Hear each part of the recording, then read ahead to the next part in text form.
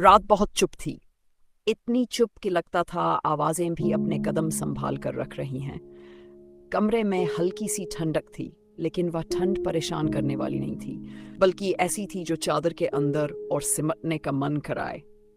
खिड़की से आती हवा पर्दों को बहुत हल्के से हिला रही थी, जैसे किसी ने उंगलियों से नींद को सहलाया हो। बिस्तर पर वह लड़का गहरी नींद में था।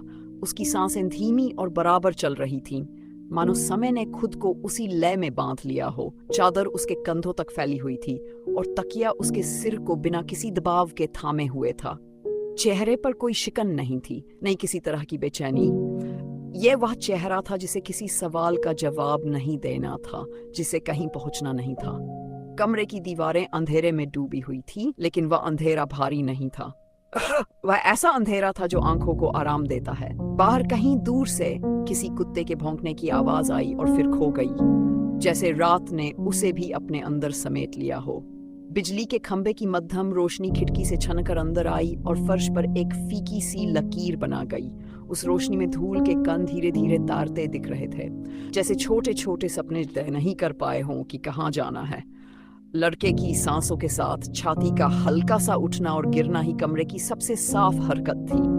बाकी सब कुछ स्थिर था। घड़ी दीवार पर टंगी थी, लेकिन उसकी टिक टिक भी इतनी धीमी लग रही थी जैसे वह खुद इस शांति को तोड़ना नहीं चाहती हो। किताबें अलमारी में चुपचाप खड़ी थीं। मेज पर रखा पानी का गिलास भी बिना किसी मकसद के बस मौजूद था। नींद के अंदर कोई तेज सपना नहीं था। वहां कोई भाग दौड़ नहीं थी, कोई डर नहीं था। बस एक खुला सा एहसास था, जैसे किसी ने मन के सारे कोनों से शोर हटा दिया हो। वहां एक लंबा रास्ता था, लेकिन उस रास्ते पर चलने की कोई जल्दी नहीं थी। रास्ता खुद जानता था कि उसे कहाँ जाना है। आसमान उस रास्ते के ऊपर फैला हुआ था, हल्का नीला और गहरा नीला आपस में घुला हुआ। बादल बहुत धीरे धीरे खिसक रहे थे, बिना किसी आवाज के। हवा चल रही थी, लेकिन महसूस कराने के लिए नहीं, बस होने के लिए। आसपास सब कुछ इतना शांत था कि अगर कोई पत्ता गिर भी जाए तो वह भी शोर न करे। कमरे में चादर का एक कोना थोड़ा सा हिला और फिर रुक गया। लड़के का हाथ उसी जगह आराम से रखा रहा। उसके होंठ हल्के से बंद थे, जैसे किसी अधूरी बात को भी सोने के लिए छोड़ दिया हो। यह वह नींद थी जिसमें कल की चिंता नहीं घुसती। रास्ते के किनारे एक पेड़ था, बहुत पुराना, बहुत शांत। उसकी छाल पर समय की लकीरें साफ दिखती थीं, लेकिन उनमें थकान नहीं थी। उसकी जड़ें जमीन में गहराई तक फैली हुई थीं और उसकी शाखाएं बिना किसी बोझ के हवा में हिल रही थीं। पेड़ कुछ कह नहीं रहा था, फिर भी बहुत कुछ समझा रहा था कि खड़े रहना भी काफी है।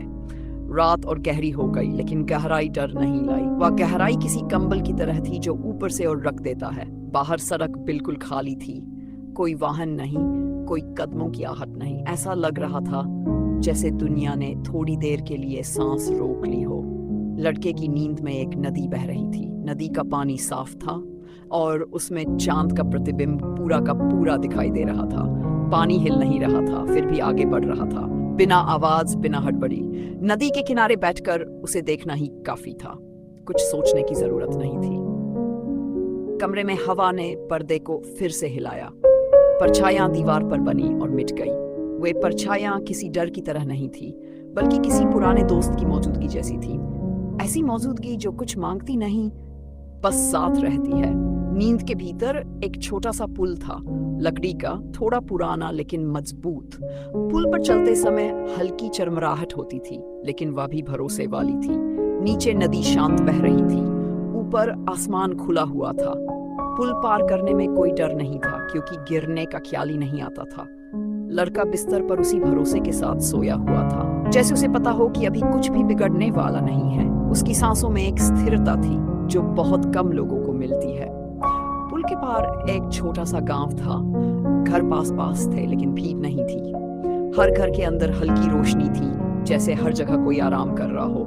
रास्ते मिट्टी के थे और पैरों के नीचे ठंडक महसूस होती। वहां कहीं कोई आवाज नहीं थी, फिर भी सन्नाटा खाली नहीं था। कमरे की दीवारों ने उस शांति को अपने अंदर रोक रखा था।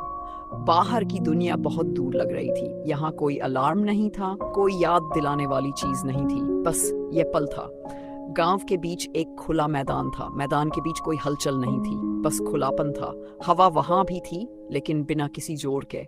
मैदान के किनारे बैठकर बस आसमान देखने का मन करता था। लड़के की नींद भी वैसी ही खुली थी, भारी नहीं, दबाव वाली नहीं। ये नींद किसी इनाम की तरह थी। रात अपने सबसे गहरे हिस्से में पहुंच चुकी थी, लेकिन वहां भी कोई डर नहीं था। गहराई में भी सुकून था, जैसे अंधेरा भी थककर नरम हो गया हो। नींद के अंदर समय रुक गया था, न आगे बढ़ पीछे देखने की। सब कुछ अपनी जगह पर ठीक था। कमरे में सांसों की आवाज ही सब कुछ थी।